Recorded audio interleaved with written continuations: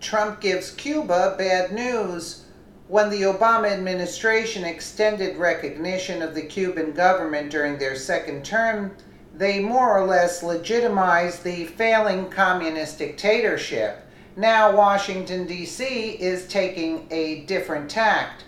According to CBS News, the U.S. Embassy in Havana has issued hotel restrictions for U.S. citizens traveling on the island. These restrictions come after several American travelers have reported suffering from hearing loss and other cognitive impairments.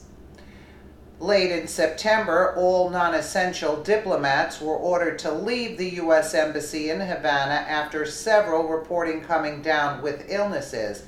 According to the U.S. State Department, reported that 21 diplomats and their family members became sick after mysterious sonic attacks in Havana.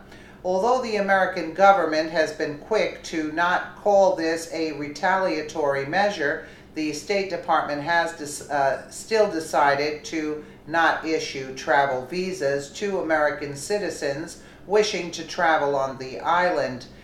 Besides diplomats, a string of American tourists have also claimed that they have been the targets of sonic attacks. Since we issued the September 29th travel warning, we have received a handful of reports from U.S. citizens who report they experienced similar symptoms following stays in Cuba, said a spokesperson for the State Department.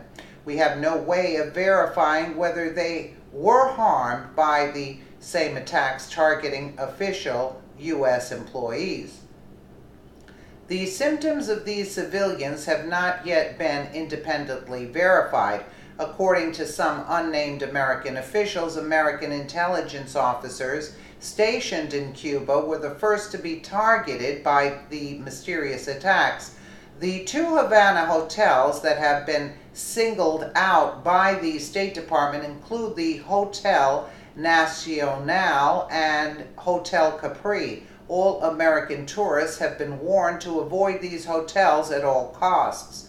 While the U.S. government believes that some kind of sonic weapon was used, many scientists who spoke to the New York Times claimed that such an attack is highly improbable. So far, there has been no clear indication of exactly what is going on the island.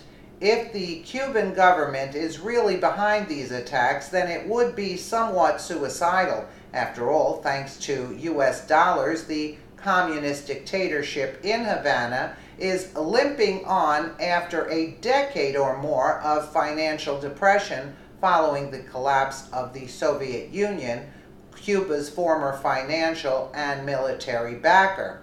The U.S. Embassy in Havana has issued hotel restrictions for U.S. citizens traveling on the island after American travelers have reported suffering from hearing loss and other cognitive impairments. Is Cuban government behind these incidents?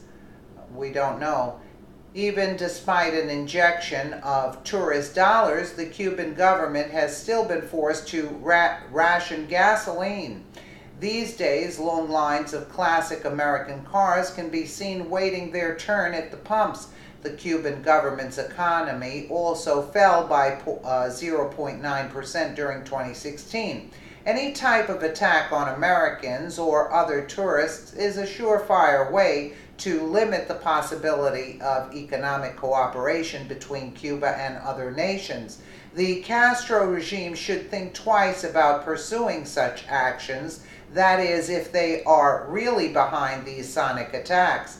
President Trump's response to the matter has been adequate. A better policy, however, would be to restrict President Obama's diplomatic outreach with Cuba. Let the communist nation die a slow death, then when Cuba has changed its government all on its own, open up financial aid and political cooperation. Very strange. Let me know what you guys think in the comments below. And again, thank you so much for watching.